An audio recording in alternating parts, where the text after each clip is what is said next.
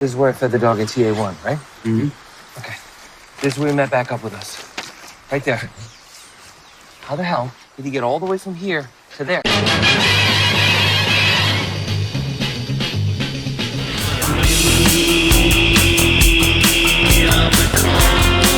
are the Cult Lords.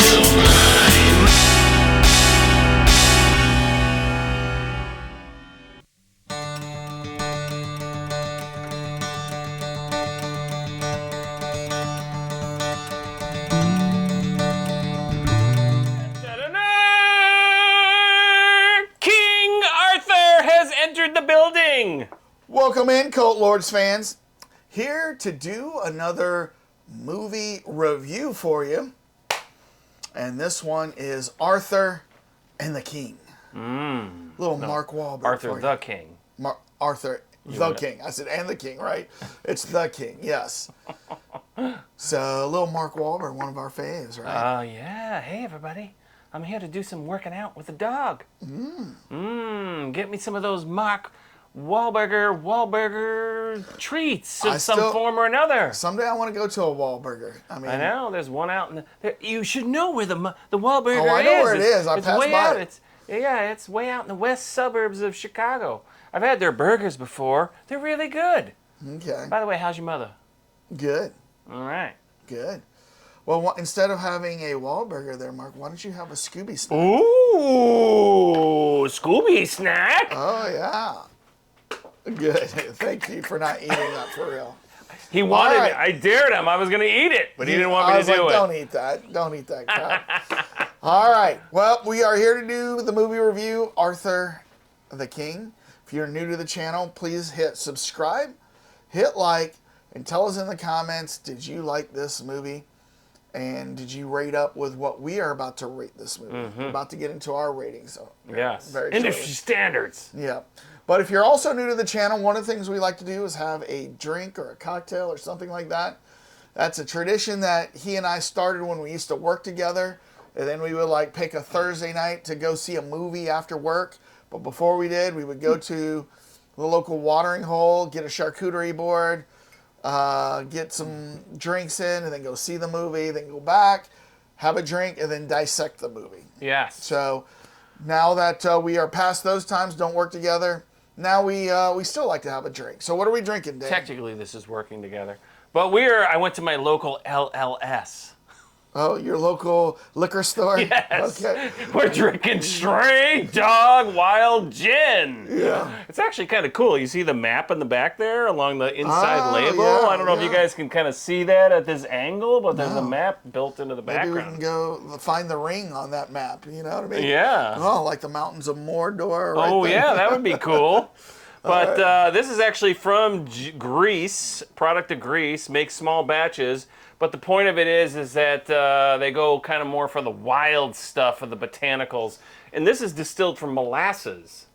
So I'm very interested to see what this tastes like. I notice here it says bottle number 935, batch number 22. Yep, small Product batches. of Greece, imported by Diamond Wines, Chicago, Illinois. Yeah. Okay. So I saw this, fit the theme. JR is going to be trying it out for the first time. Let's see what his reaction is. Have you tried this out before? No, it just literally opened it. All right. Dig in.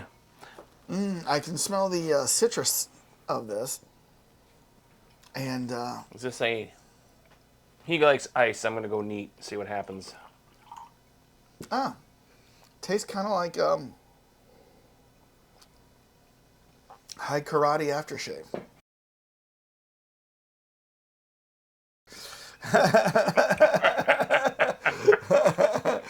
But gin is one of those drinks, definitely. No. Works much better in a cocktail. I think it tastes like the Old Spice in the white bottle with the red Yes, cap. the original. Yes.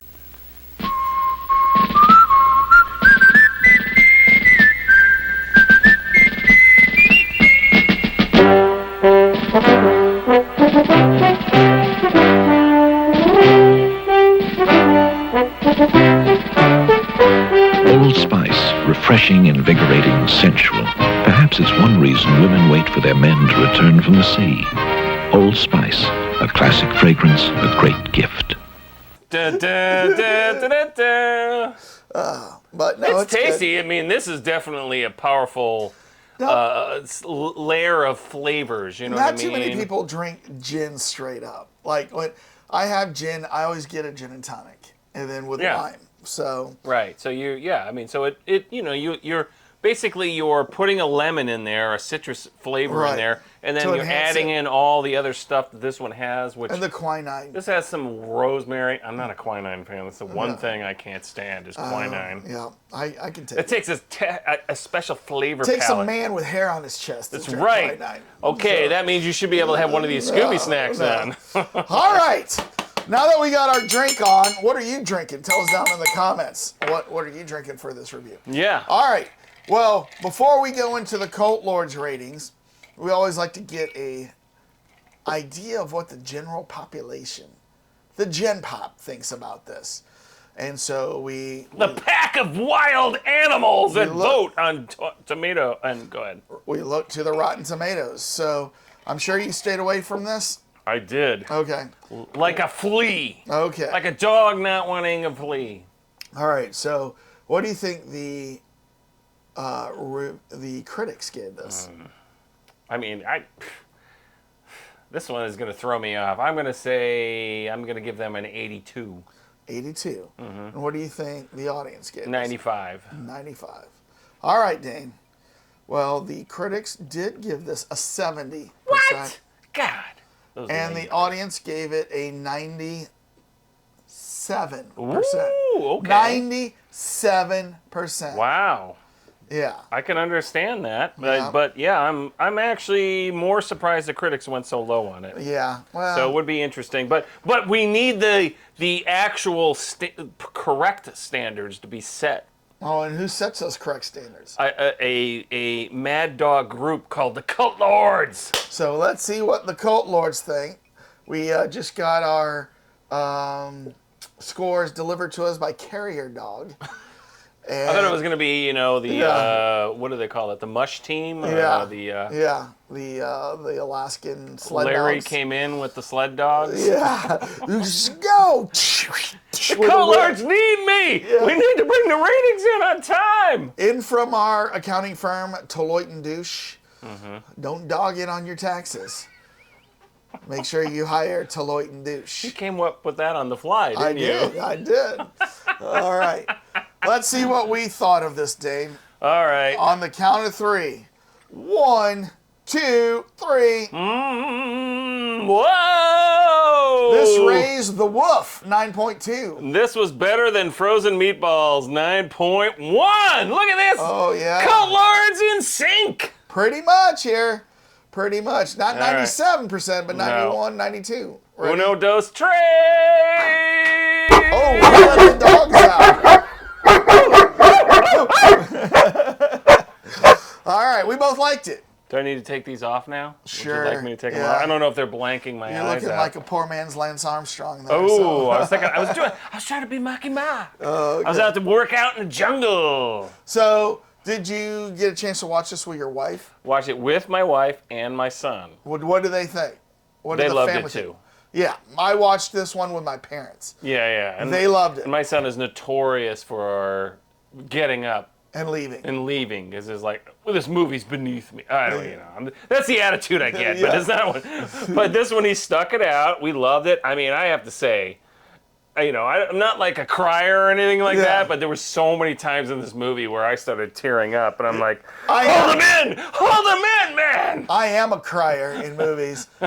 I didn't cry in this one, but I did get the warm fuzzies during this one. So, didn't cry, but yeah. I don't know what it was. There was just a number of moments in here where I'm like, oh my God. I mean, and like, I had to like wipe my eyes. Like, it just hit me. Now, of course, I've got a dog. Yeah. This is our dog right here, a Phantom. Yeah. As you can see, well dressed for his Victorian generalship. Yeah. But, so it's, this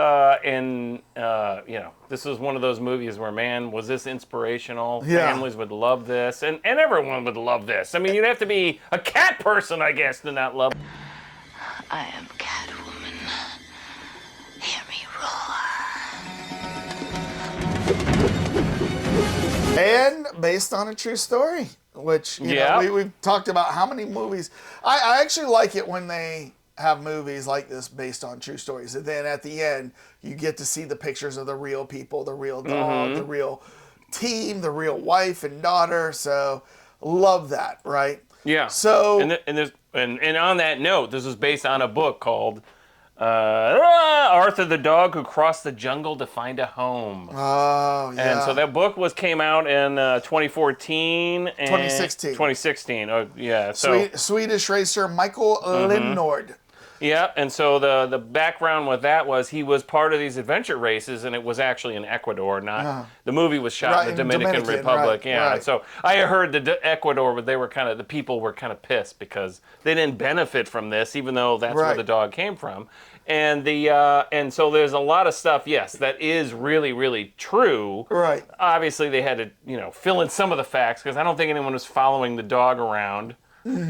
Like they did in the movie. Right, to know how the dog. Right. Well, it was interesting. I mean, like, first of all, I can't remember. Did they show how did the dog get bitten by other dogs? Is that what? Because I remember when the dog was getting chased out of the alley by the two dogs. Yeah. But I thought he escaped that. When the injury showed up, I was like, now how did he get that again? They never showed it directly. I think they Okay. just figured you'll fill it in by Right. all the ridiculousness with the street fighting and Right. I mean, he was basically an alley dog. And you know what's so funny is if you go to other countries, dogs are not as revered as they are here in the United States. There are stray dogs here in the United States, but Oh, it's when I rare. went to Egypt, there were thousands of stray dogs in Oh, every really? neighborhood we Oh, went. wow. At the pyramids, there was stray dogs. We went to the Valley of the Right. Kings, and there were stray dogs. You know what I mean? Yeah, I mean, There's stray dogs everywhere, and like. And we saw the local people in Egypt like just kicking the dogs, and we were like on tour buses with American tourists, and they would get mad. They're like, they're just kicking the dog, and I'm like, they don't revere dogs, Americans do, and like some countries eat them. yeah, I've been to Mexico, Yeah. I've been to Brazil, and Brazil's where my dad's from. I love Brazil, but see dogs out. Stray dogs. Yeah. So you found that very realistic then. In in the way that Yeah. they portrayed the Yeah. whole intro, because that was the interesting thing about the movie. It was. He was treated as his own character. They Right. gave him an entire backstory and how he Yeah. was hanging out in the slums, and you have no idea I where don't he even know came if that's from. the slums. I think that's Well, just yeah, I'm Dominican sorry. life. I'm sorry. Yeah. From our standpoint, it's the slums. Oh, it is, yeah. Yeah. And in fact, that was a big thing in the book, is that when the what's his name, Michael Lindnord, ran into Arthur for the first time, he thought he was a stray. But Right. later, there's a little bit of a controversy, is that after he brought him home, they had a big crowdfunding thing to get him home and get his veterinarian. Somebody was claiming him as their dog. Yes, the person claimed him, and he claimed him in Ecuador, and he says the dog's name was something like Bernobrados or something like that. Sorry, I don't have the exact name. And so what ended up happening is that the Ecuadorian people were pissed because this dog was in such bad shape that this guy was claiming, that's my dog, bring it back, Right. that they went after him, and then he dropped his, I don't know what he was doing, a lawsuit or something like that. And Yeah. so the dog, ultimately chose where it wanted to go. Right.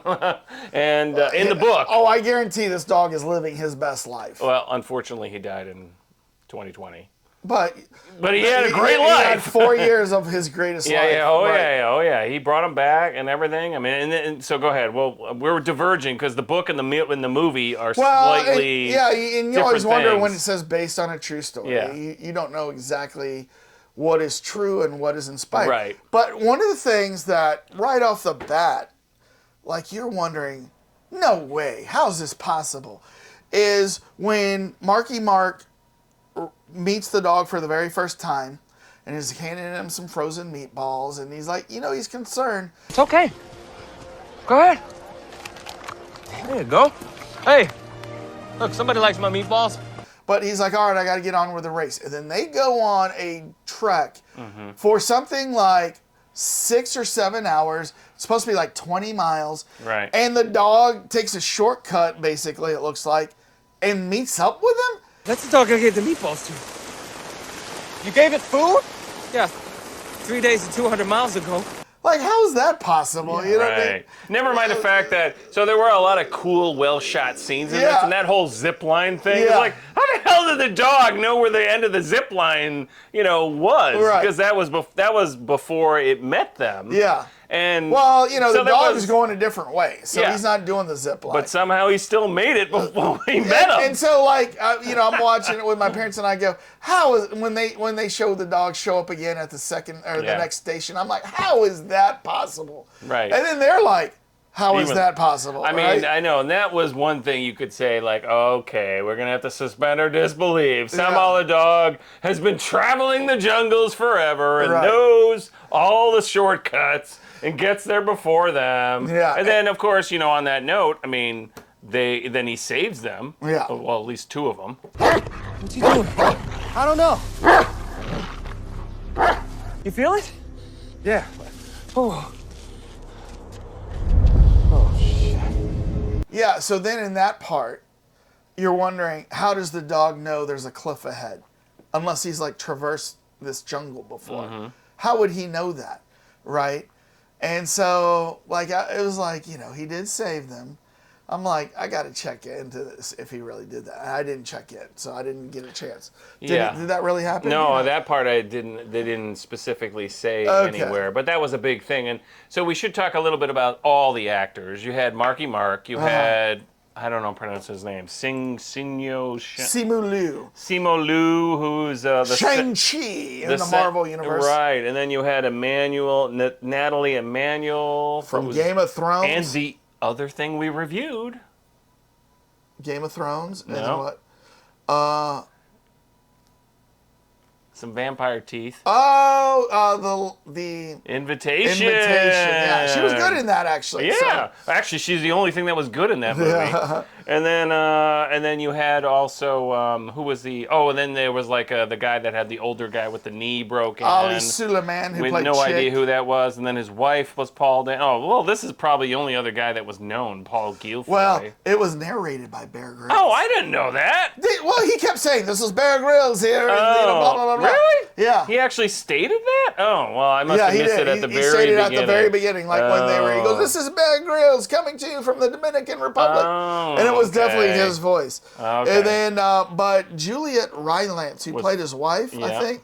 I'm like, I I, thought they don't did- know her. Yeah, we don't know there. So I thought they did a really good job with the pacing in this movie. Yeah. That they were like, let's do this, and then let's go over here, and then let's come back. And so you kind of were like propelled along through this entire movie. There was no slow parts. Yeah. And a lot There of were no stuff where you slow were parts. sad or like incredulous, like, really? And then, the big thing with the dog and how he's been a survivor the whole time. That part I think was obviously beefed up because there's no way they would know his backstory. But I thought that the intro, the intro of the movie where they showed Marky Mark and all of his back thing, that was a little comical. Because it was like, Like, oh, we're we're going to go doing through the mud. You were going to go through the mud. No, we're going to go against the current. Yeah. But then they're like running through the mud, and then Leo takes the picture and goes, "I'm going to put this on my social media." Look around you. Look at your team. You guys are shitty. It's so weak. Don't blame your bad decisions on your team, Michael. Yeah, the whole world's gonna see this. And they never did tell us like what Leo was so famous for on social media. He ended up getting like his own clothing deal or something like that. Mm-hmm. And then, which made me think, if he's that freaking famous, when Marky Mark, well, I keep saying Marky Mark, Mark Wahlberg or Michael says, "Yeah, I got as a sponsor. They, I asked for $100,000. They're giving us $50,000. Well, why didn't Leo buck up? Well, if we're going to do this, I got money. Right. Right? Oh, yeah, we're going to show up 4 days before the race because we don't have any money to show up earlier.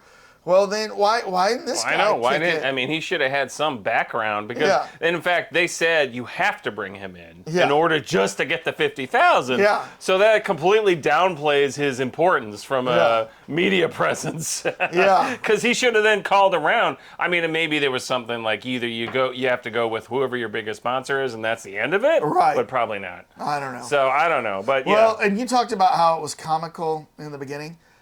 My mom, like I hear her laugh a lot, but not to do a hearty belly laugh, like finding something so funny. That is rare. But she did one of those. Remember when they were doing the zip line, and then Mark Wahlberg asked, "What does peligro mean?" And then the guy goes, "It means welcome in Spanish." Second. Hey, what's peligro mean? Means welcome in Spanish. You know what it means in Spanish? No. It means danger. Oh, does it? Yeah. No. So like when he goes, "Oh, it means welcome in Spanish." Oh, I didn't. My mom let out the biggest laugh, and then afterwards I go, "Man, Mom, I don't know if I've heard you laugh that hard in a while." That was hilarious. We didn't laugh because we just Oh, thought you it didn't said laugh? welcome. I mean, what else do we expect? We were all laughing because peligro means danger, and he goes, "Oh, what does peligro mean?" He goes, "It means welcome in Spanish." That is funny. Because Leo was pulling on the line. He goes, "This feels like suspect." Right, and then right? she gets stuck. That was a very dramatic scene. Yes. I mean, I'm just like, Yeah, really? I'm sure that's not based on the true story. I'm sure that was added in for. Yeah. Oh shit! I didn't think you were gonna do it! I mean, that whole thing where I'm like, they're all hanging the bikes off, Yeah, and they're yeah. like, I'm gonna go around the other side of you. Yeah. But I did like the fact that the characters all had backstories. They didn't Yes. they all They all had a different backstory. right. The girl, her father has cancer, and And he's a famous mountain climber he's a or famous something like that. like racer or whatever, adventurous. So she's doing that for him. We know Leo. He's the TikTok, he's the Instagram social media guy, and then we know Chick used to be a member of the #1 team. Oh, yeah. But he hurt his knee, right, and he had a knee injury. And then we should go into the big dramatic ending with the dog, and there were so after Michael Light has put this whole team together. Well, one of them was forced, but they all worked really well together. The dog gelled; it was part of the team and everything. Right. And so then, in the big climactic ending, they got to do the kayaking. And then the guy says, "I'm sorry, we've been watching the dog. You can't take the dog for liability."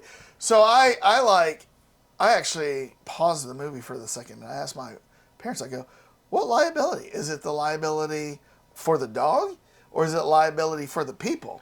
Where are you calling liability on this?" Well, I think he then clarified it was liability for the people, that the boats are so balanced that with a dog in there in the rough waters that they could be tossed and thrown out. But I think, look, But I this know. whole freaking race is a liability. I know. Why?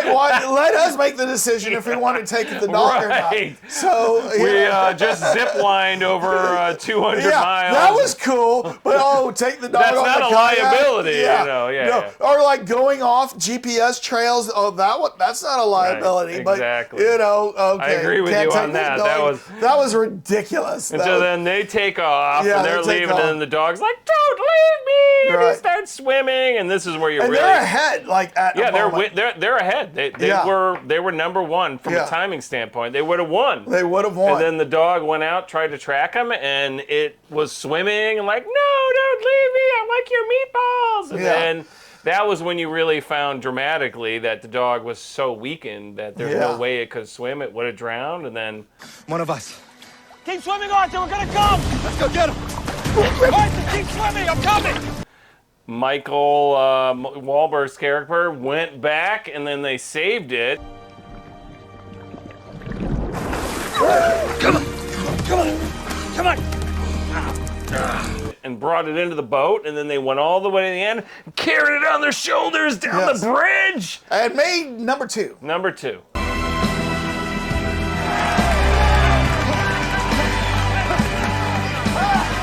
Man, they were #1 in the hearts of the world. In the hearts Photographers. I guess this actually made like ESPN.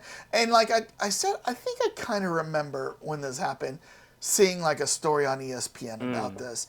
But, I wasn't sure of all the details and stuff. But even even the people who were the competitors. There's no way we would have beat you on that paddle. I mean, that race was yours to win. That were like kind of cocky. They were like, you guys made the right call. they fought for them to be able to take the dog out of the country because apparently in the beginning, the government was like, we're not going to let this dog go out of the country, right? Right. And they said, oh, you got to go through, months and months of red tape to get this dog out. I'm mixing in my mind now the book that I read about, and then that. But yeah, you're right. I mean, that was, the dog was so sick that you see a lot of these dramatic scenes in the movie where the vet's like, the dog's filled with parasites because they were looking at the big cut over here. And they're like, we don't know what we're going to do. And he's like, all right, well, enough of this. They didn't have a camp. Did you hear what they said? What? We think it came from the frozen meatballs you fed. Oh, is that what it was? Then they all had it too. Is that where I got the runs from? I'm just kidding. It'd be funny though if they said the dog is dying and it's really your fault. It's because of the meat, some strange meatball parasite or whatever. That would have been funny. And then the dog. But they had to make a choice to put it down or not. Yeah. I think it was interesting. Mark is petting the dog and gets right in his face. And he goes, show me a sign that you want me to fight for you. Mm-hmm. And the dog puts his hand up, or his paw. He's like, okay, yeah. Yeah. I don't know if have you seen the TikTok trend? Our dog does that all the time. Have you seen the TikTok trend? No. Where like a couple will I'll put my hand out, you put your hand out like this, and you do it in front of your dog, and then you see if your dog will. Oh, really? Yeah, and it's like a TikTok trend, and lots of people are doing it, and dogs will like watch this, and then they'll go, like, it's so funny. Maybe we can put a little video of it right here, but.